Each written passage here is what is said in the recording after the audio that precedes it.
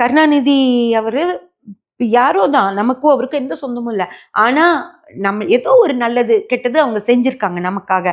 ஜெயலலிதா அம்மாவோட நினைவு நாள் நீங்க வீட்டுல டிவியில அதுவா வரும், ஓகேங்களா? ஆனா நம்ம நின்று அவங்க என்ன பண்றாங்க, அவங்க பூவெல்லாம் போடுறது, அந்த அம்மாவோட போட்டோ, அடடா அம்மா போயிட்டாங்க நினைக்கிறோமா இல்லையா?